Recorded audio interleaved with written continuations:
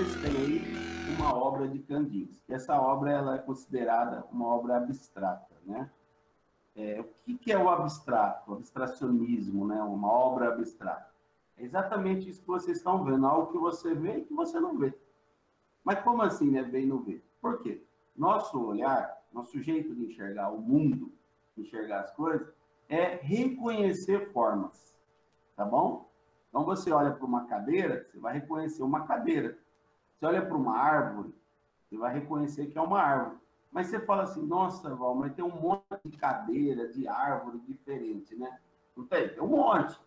Você pega o designer, assim, de cadeiras, tem um monte de tipo de cadeira. Mas você sabe que é uma cadeira. A mesma coisa é uma árvore. Tem milhões de espécies de árvore, de cores de árvore, tamanho de árvore, mas você sabe que é uma árvore, né? Você reconhece aquilo. Você reconhece o seu mundo em sua volta, né? E o que o abstracionismo fez? Ele quebrou tudo isso, né? Essa forma de enxergar o mundo. Então, ele dilui esse objeto, ele quebra esse objeto, né? Ele mostra outras formas de enxergar o mundo daquela mesma paisagem, daquele mesmo objeto, né?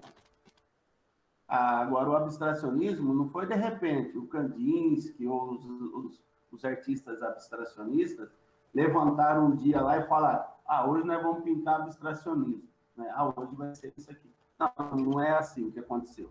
Tudo teve um processo para chegar naquilo que nós conhecemos hoje, que é uma arte abstrata. Então, é um processo, tá bom? Esse processo começa na virada do século mesmo, 1900. Né? Um dos primeiros artistas a buscar essa abstração das coisas foi o Picasso. Né? Ele, com um grupo ali de artistas, né, da época, que começaram a buscar essa forma abstrata. Depois ela foi se tornando tão abstrata, tão abstrata, tão abstrata, que a gente tem hoje aí várias correntes desse abstracionismo, tá bom? Mas Picasso realmente foi um dos primeiros, né? Ele é um grande gênio, não tem como falar dessa arte abstrata sem citar ele como um precursor, né? Um primeiro artista a produzir isso, tá bom? Aí você fala, nossa, mas como Picasso começou essa coisa do abstracionismo? Ele começou com aquelas formas retorcidas dele lá, onde pegava a cabeça, abria a cabeça, se olhava na mesma posição, olho de frente, olho de lado, nariz de lado, assim, a boca, né? Aquilo lá era um começo de um abstracionismo, né? Então, Picasso sempre vai ser lembrado, né? Aí os historiadores, os críticos de arte, eles que nomeiam qual é a categoria daquele artista, né? Se o artista entra numa categoria ou não, tá bom? Se ele entra ou não. Tem artista que não entra, por exemplo, Van Gogh não entra em categoria nenhuma. Mas ele é expressionista, é impressionista. Van Gogh, ele caminhou pelas correntes artísticas, né? Então, às vezes é difícil você nomear. Mas aí nomearam o Picasso como cubismo, né? Então, o cubismo é essa coisa assim dos cubos, das dimensões, de abrir, né? De buscar vários lados do mesmo objeto, tá? Então, vocês estão olhando o Kandinsky de uma obra abstrata, assim, já conceituada abstrata, né? Mas começou lá atrás, né? Começou uma busca lá atrás. Aí teve um outro cara, chamado Modigliani, que ele pegava a figura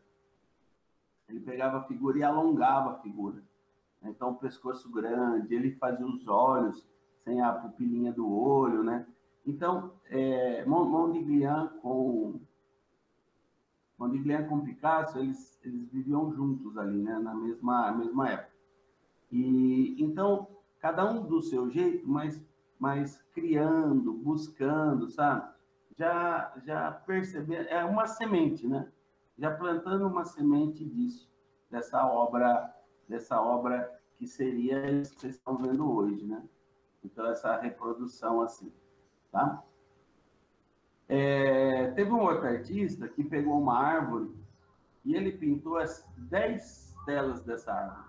Vou falar 10, mas eu não sei agora de cabeça a quantidade qual era. Mas foi um monte de telas.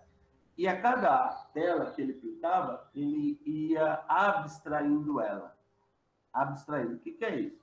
Então, ele pega a primeira tela e ele pinta a árvore como você vê a árvore, como você enxerga a árvore. Na segunda tela, ele vai modificando um pouco essa árvore. E foi modificando, modificando, modificando, até chegar na última tela, onde a essência da árvore está ali. A essência. Mas a forma já é outra forma. Tá bom? Já é outro conceito de arte.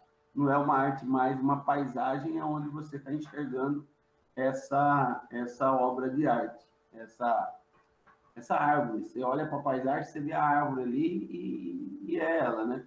Então você já enxerga a árvore, a essência, só que com outro olhar. Claro que isso na época causou um espanto, né? Então, o que que é essa obra de arte? O que que é isso que está se fazendo, né? Ou os artistas não sabiam mais pintar a obra de arte, né? Os artistas, teve até alguns críticos que escreviam que a pintura havia sido destruída, se havia sido, teria sido a arte menor, porque isso não era considerado arte.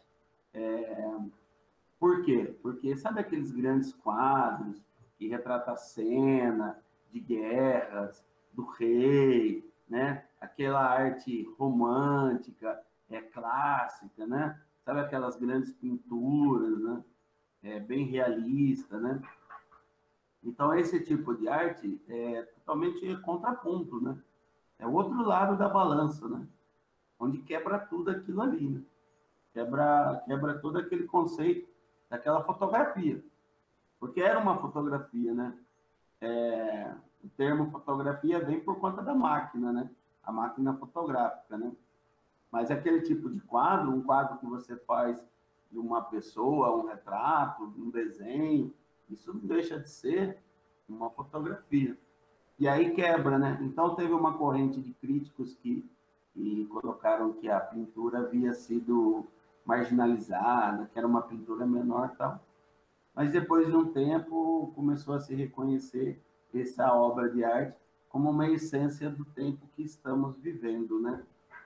Como esse modernismo que estamos vivendo, né? E aí os artistas, porque o artista ele tem que estar antenado com a sua época, né? Antenado é ter esse conhecimento da sua época, né? Ele tem que ter aquele pensar, sua reflexão, né? Sobre esse momento que ele está vivendo, né? O artista, ele não tem como ser alienado totalmente. Claro que o artista é meio alienado, né? Assim, às vezes fica recluso da sociedade, né? Mas ele está ali conectado com o que está acontecendo. E aí nós tínhamos o século passado foi um século de muita coisa acontecendo, né? E muitas transformações acontecendo. Eu estou falando 1900 a 2000, né? Muita coisa, muita industrialização, as grandes cidades, né? Cidades se tornando metrópole, né? O povo saindo da roça, indo para a cidade, as grandes indústrias, né? A engenharia cresceu muito, a engenharia, né? A carro, né? Falar de carro, né? Cresceu muito a tecnologia, as empresas, né? Não que esse século que estamos vivendo agora, né, 2000, não esteja acontecendo muita coisa. Em 20 anos, estamos já tanta coisa acontecendo, muito rápido. Mas eu estou contextualizando para vocês por conta do que acontecia, né? Como que um século tão cheio de coisa, tanta, tanta modificação social, comportamental ali do ser humano, né? Dessa sociedade, Vocês acham que cabe um tipo de uma obra neoclássica num século desse, assim? Vocês acham assim, que os grandes artistas, né, Kandinsky, né, os grandes artistas iriam pintar uma paisagem totalmente acadêmica? Ó, quando eu falo neoclássico e acadêmico, vocês têm que pensar que é aquela pintura que retrata alguma coisa assim, bem realista, tá bom? Então, aquela paisagem bem realista, ou aquela cena de uma família geralmente na época era a família real, né? Os reis, os nobres, os burgueses, a igreja, né? Os padres, né? O clero. Então, quando eu falo assim, neoclássico, realismo, é esse tipo de pintura, esse tipo de desenho. Vocês acham que num século desse, com tantas coisas que houve, né? Tanta modificação social, comportamental, né? O ser humano, havia como continuar com esse tipo de pintura, assim, como obra de arte, né? Então, houve realmente uma modificação desse homem sobre o seu meio que vivia, né? E aí nasce a pintura abstrata. Claro que não foi de um dia para o outro, como eu comecei a falar para vocês. O cara acordou e falou, eu vou pintar abstrato. Isso foi um processo aí de 50 anos, né? 50 anos mais ou menos, para a gente ter um amadurecimento desse tipo de pintura, esse tipo de desenho, de escultura. Porque as linguagens da arte, sempre uma puxa da outra, tá bom? Então, uma escultura abstrata, uma instalação, uma dança, um teatro abstrato, né? Você fala, mas dá para puxar a música, a poesia, né? Então, há esse conceito de abstracionismo, tá bom? Então, não tinha como esse artista, não tinha como Kandinsky pintar assim, né? Isso que eu falei para vocês até agora chama contextualização. Contextualização. O que é contextualizar? É você colocar a obra, o artista, no tempo, tá bom? Então você coloca assim, você fala um pouco do tempo, do que acontece, né? Do que aconteceu. Você pode contextualizar bem minuciosamente, você pode dar uma pincelada, assim como se diz, né? Você pode só falar data, você já contextualizou.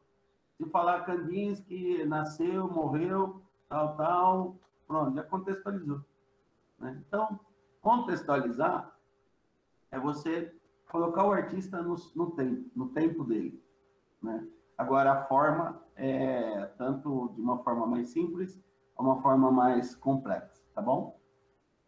Tem um trabalho que eu faço de contextualizar, que é assim, o aluno ele tem que pesquisar o mapa mundi. Lembra aquela ideia do zoom, né? Que a gente pega uma figura e dá zoom nela, né? Você vai dando zoom, zoom, zoom até chegar aonde quer, né? Tem um livro de história infantil muito legal, que sai da Terra, assim, da casa e vai até o planeta. Mas é assim, você paga o mapa mundi, depois você vai para o país, depois você vai para a cidade, né? Para o estado onde o artista mora, para a cidade. Então, você contextualizou geograficamente. Aí depois tem a parte histórica, né? Que aí você coloca o aluno nos acontecimentos históricos da época, né?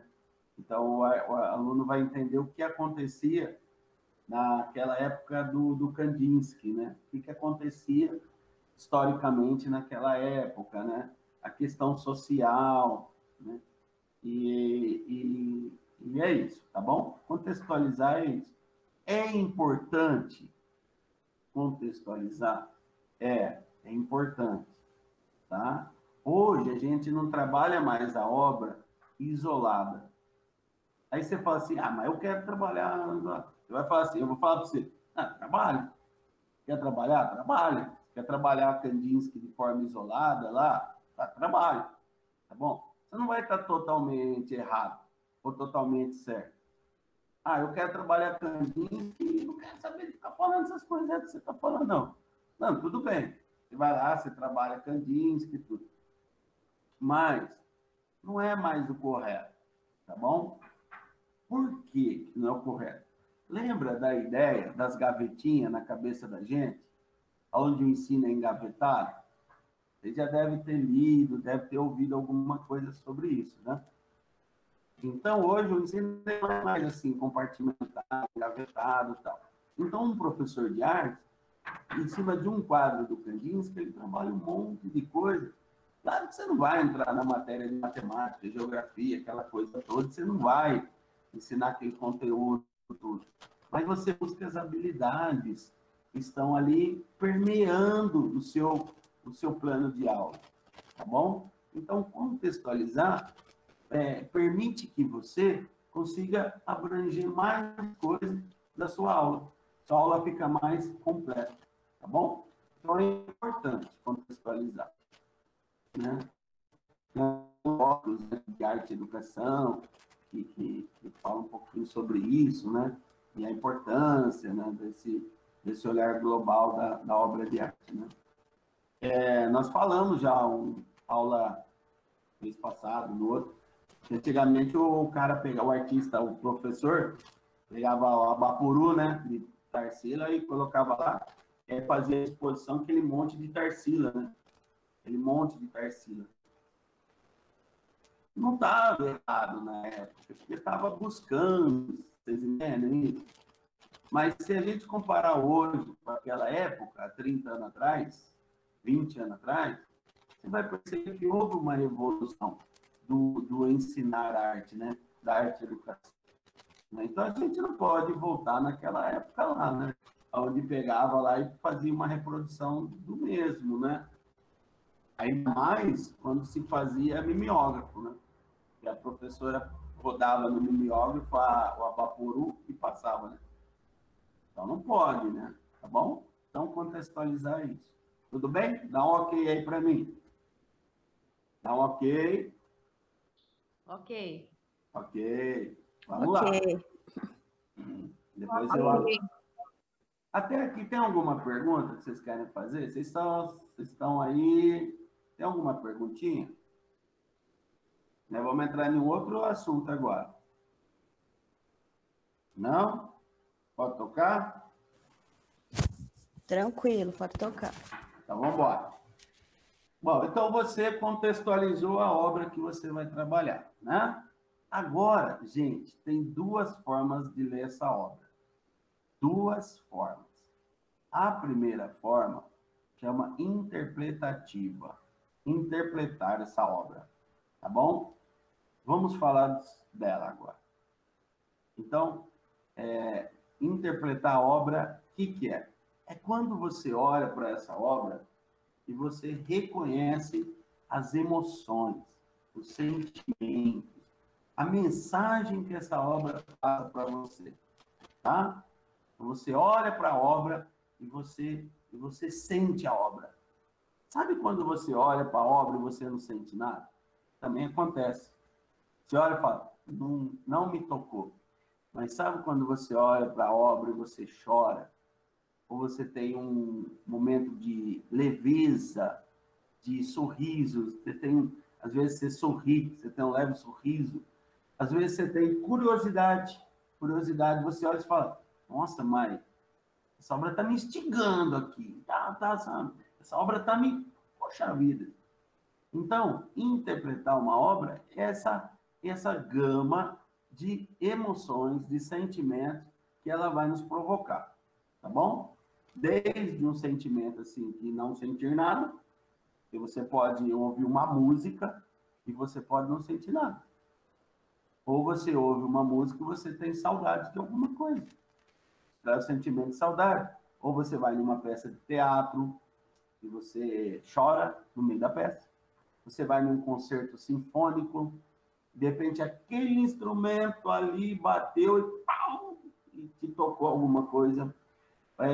Uma poesia, um livro que você está lendo, um filme, uma série, tudo são linguagens da arte. E todas elas vão te tocar pela emoção. Então, é a linguagem interpretativa, tá bom? Quando você olha para o quadro agora do Kandinsky, quando você olha aqui, você pode ter assim... Você pode ter esse momento de sentir alguma coisa, de não sentir nada, de olhar e falar, não me bateu nada, não me tocou. Né? Você pode olhar e falar, nossa, o que é isso aqui, né? Que interessante, de repente parece alguma coisa e eu vou voar nela, né? Isso é muito pessoal, A linguagem interpretativa, ela é pessoal. Por mais que 4 ou 5 pessoas estejam olhando essa mesma obra aqui, 2 pode ser que tenha a mesma coisa, mas é pessoal.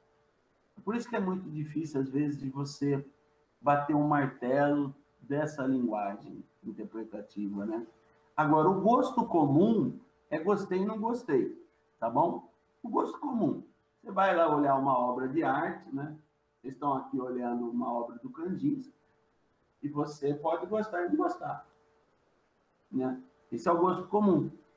Agora, quando você vai estudar arte, você sai do gosto comum e você tenta se tocar. Porque é assim, galerinha, ó, você tem que se permitir. Não adianta chegar e falar assim, ah, eu vou lá e pronto, e acabou. Não, você tem que se permitir se conectar emocionalmente com a obra. Se você não se permitir essa conexão, também não vai acontecer. Não adianta você ir numa peça de teatro e você tá lá na peça pensando em outra coisa. Não adianta. Não adianta você estar lendo um livro pensando que você tem que lavar a louça. Você tem que se conectar. Por isso, quando fala assim, ah, eu coloco música no carro. A música no carro a gente ouve, só que você não ouve a música. Você ouve o som. Vocês entendem o que eu quero dizer? Você não está se conectando, assim, você, ah, eu gostei disso aqui, da música e tal. Mas não é a mesma coisa. Tá bom? Então tem que se conectar. E esse exercício de conexão, ele vai sendo desenvolvido. Porque você não consegue simplesmente chegar e fazer. Ah, está aqui, pronto, e estou conectado. Não, não é assim também. Tá entendendo? Você tem que desenvolver isso. Desenvolver essa conexão. Tá bom? A outra linguagem chama linguagem, leitura formal. Leitura formal. Tá? Leitura formal. O próprio nome já fala, né? Interpretativo e formal, né? Formal vai dizer da forma. O que é a forma? Ó, como que uma casa foi construída? O pedreiro pegou cimento, areia, água, tijolo, ferro, cavucou, fez a base da casa, não é assim? Como que uma cadeira de plástico é feita? Pega o plástico, matéria-prima, vai lá, molda, monta. Uma obra de arte também ela pode ser dessa forma totalmente desconstruída. Se vocês lembrarem, lá na quinta série, sexta série, sétima série, a língua portuguesa, o professor de língua portuguesa pegava e desmembrava tudo uma poesia, não fazia isso? Substantivo, adjetivo, verbo, não sei o que, tal, tal. Vocês lembram desse exercício? Pelo amor de Deus, esse exercício dos infernos. Pegava lá uma poesia, tinha que marcava o que era cada uma, né? Aquilo ali era muito legal. Só que só fazia em português, né? Na arte dá para fazer também. Na arte, a gente desmembra toda uma obra de arte. Então, se vocês olharem agora para esse quadro, por exemplo, eu vou falar da cor. Então, a cor tem amarelo, azul e vermelho. Né? Então, você tem amarelo, azul e vermelho. Você tem essas 3 cores, você já pode nomear elas como cores primárias. Então, você já tem, já sei que tem 3 cores, amarelo, azul e vermelho, são primárias. Aí você tem laranjado, tem preto, tem um pouco de roxo, um rosa, tem branco, né? Tem um cinzinha. Então tem assim outras cores, né? Claro que ó, aqui no computador não dá para a gente ver a obra assim de forma mais com qualidade, tá bom? Então isso perde um pouco essa leitura nossa. Do que a gente pegar a melhor coisa é a obra viva, a obra ali, se olhar a obra. Porque quando a obra é impressa, um livro, ela já tem uma mudança, seja mínima ou não, das suas tonalidades, tá bom? Sempre eu explico isso. Tem algumas obras que eles mudam de propósito por conta de falsificação. Então, aquele vermelho não é o vermelho que está no livro, não é o mesmo vermelho que está na obra. Né? Então, para você saber qual vermelho que é, somente vendo a obra ao vivo. Isso em várias obras, 50% é feito de propósito, né? Um motivo é falsificação, o outro para manter a originalidade daquela obra que está lá no museu e tal, tá bom? Agora, quando a gente vê numa tela de computador ou no projetor, perde muito a vibração, tá? Vibração, que eu falo, é a vibração da obra mesmo, vibração de cor, vibração da intensidade da obra, é a vibração. A obra, ela vibra, ela está viva, tá? Não é papo de maluco isso não, viu? A obra tá, ela é mesmo. Você vai no museu, você sente mesmo, você sente a energia da obra. Então, só assim para vocês entenderem, tá bom? Então, falei das cores. Aí eu posso falar assim, que essa obra, ela está em um retângulo. Esse quadro aqui, ele é um retângulo, né? Dois lados iguais. Essa obra aqui, esse retângulo, ele está na horizontal, né? Poderia estar na vertical. O quadro está em pé. Não, ele está deitado, né? Então, está na horizontal. Nessa obra, temos linhas. Aí, linha, você abre um parênteses. Tem um monte de tipo de linha que Kandinsky usou. Linhas curvas, retas, sinuosas, né? Linhas diagonais, essa linha grande que começa aqui da ponta, ó, começa grossa e termina fina, né? Então, ele usou, assim, várias linhas. Formas geométricas, temos círculos, temos retângulos, quadrados, né? Temos formas que interagem uma com a outra, temos formas de ângulos ali embaixo, ó, tem vários ângulos, né? Linhas paralelas, vocês têm algumas linhas que são paralelas, né? Então, isso é a leitura. E aí você tem um plano, né? Não parece que tudo está num céu, assim, está num plano, está num espaço. Aí vocês têm essa sensação de que está tudo assim. Sabe quando tem aqueles vídeos, aqueles livros, filme, onde eles pegam um plano e faz um efeito assim, lembrando o plano assim, né? Primeiro plano, segundo, terceiro, lá atrás, assim, os planos. Então dá uma impressão assim que está na frente, que está atrás, né? Tá bom? Então, essa leitura formal. Essa leitura formal, vocês devem fazer com os alunos, né? Na realidade, os três pontos que eu estou conversando com vocês, isso tudo antes de começar a fazer o desenho, né? Isso tudo assim, antes de começar a pintar o desenho. Então, você leva o aluno a sentir a obra, né? Você leva o aluno a pensar essa obra e depois você leva ele a desmembrar essa obra. Assim como fazia a poesia de língua portuguesa, né? Então, ele pega o caderno mesmo, você coloca a obra na lousa e no caderno ali ele vai marcando tipo de linha, tipo de cor, como é que é, tal, tal, tal, tal. Isso é muito importante. Por quê? Porque uma coisa a gente sempre fala, né, em artes visuais, é como você enxerga o mundo, né? Como você vê o mundo. Porque 90% das pessoas veem as coisas. Ah, você está andando, você está vendo. Só que a habilidade de enxergar é quando você enxerga detalhes, quando você enxerga os pontos, você realmente consegue perceber o mundo que está em sua volta, né? Isso eu estou falando só do campo da visão, né? Assim, seria artes visuais, campo da visão. Então você enxerga só, você vê as coisas, mas você realmente não enxerga. E não é aquela questão, eu paro para enxergar. A questão é desse exercício visual, mental, né? Você conseguir perceber as coisas, tá bom? Então isso é muito importante, esse tipo de trabalho, de plano de aula de desenvolvimento, né? Que aí vocês estão tendo a aula de hoje, que é elementos pictóricos, né? Pictórico, o que é essa coisa toda que nós estamos falando, né? Da obra de arte, tá bom? Vocês querem ver uma coisa? Eu vou fazer uma pergunta para vocês respondem aí para mim. Que cor que é as nuvens? Que cor que é a nuvem? Num dia normal. Um dia normal. Responde para mim. Atenção. Tem alguém aí? Dia normal é branca. Dia branca. Quem que falou? Eu. As duas. As duas caretas. As duas.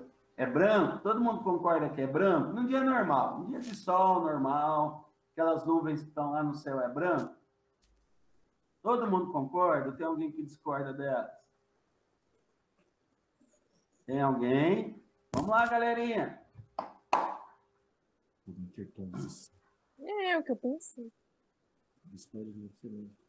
Não, assim, é branco, mas pode ter tonalidades de cinza junto. Depende do clima, vai mudando.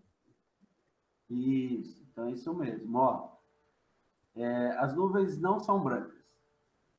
As nuvens têm uma gama de cores lá nelas. Né? E essas cores é por conta das gotinhas de água, né? Aí a gente entra lá em ciência para falar, né? Da evaporação da água, essa coisa toda. Se vocês forem no Polo Sul, Polo Norte, onde tem a geleira lá em cima, né? Polo Norte, lá em cima. Tem as geleiras, o pessoal fala assim, lá é tudo branco, não é branco. Já foi feito estudos científicos, né? Onde tem mais de 1000 cores, né? Aquelas geleiras lá que, a grosso modo, é branca, né? Então, o branco, assim, né? Na verdade, ele acaba ele acaba refletindo todas as cores, né? Vendo essa coisa toda. Isso é enxergar o mundo, né? Isso é você enxergar as coisas que estão em sua volta. É você perceber as coisas que estão em sua volta. Agora, assim, isso tem que ser desenvolvido. Ó, você sentir as coisas tem que ser desenvolvido. Não é simplesmente você levantou e fala, hoje eu sinto, amanhã eu não sinto. Não é assim. Esse amadurecimento do emocional, do seu sentimento, de sentir, ele precisa ser desenvolvido, né? E você enxergar as coisas também precisa. Assim como você ouvir. Você ouvir uma música. Por exemplo, coloquem no fone de ouvido, depois vocês façam esse exercício, tá? Vocês colocam fone de ouvido, que é melhor, né? Tem que ser com fone de ouvido. E vocês colocam uma banda lá que vocês curtem. Eu gosto de rock, gosto de sertanejo. Coloca o que vocês curtem.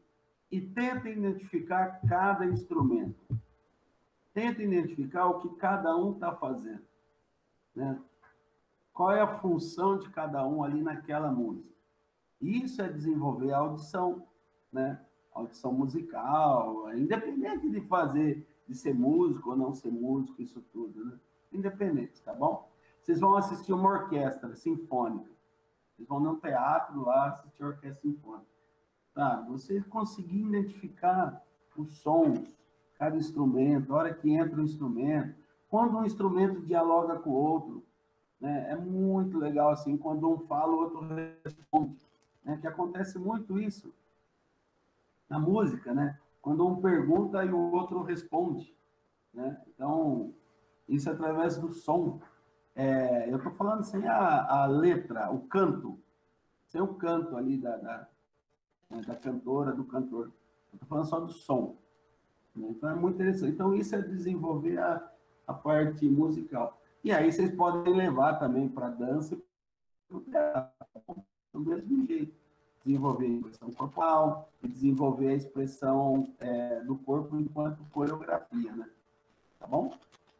Então, isso é assim. Então, isso tudo se desenvolve, tá? Eu vou sair da tela agora.